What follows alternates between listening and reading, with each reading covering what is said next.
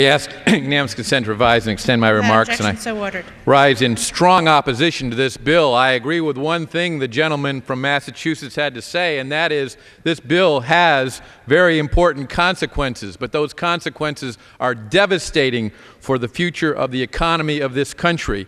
And it's in pursuit of the fantasy of thinking that this legislation will cause us to be able to turn down the thermostat of the world by reducing CO2 gas emissions when China and India and other nations are pumping more and more CO2 gas into the atmosphere all the time. We would be far better served with legislation that devotes itself to developing new technologies before we slam the door on our traditional sources of energy like coal and oil and natural gas and nuclear power, the most CO2-free emission that we have, and this bill does nothing to promote it.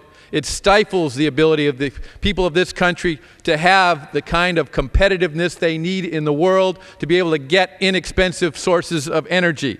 So I strongly oppose this legislation. You know, we, Republicans and Democrats, offered over 200 amendments to try to improve this bill.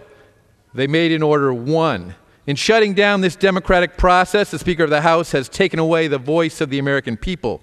The simple truth behind this legislation is it raises taxes, kills jobs, and will lead to more government intrusion.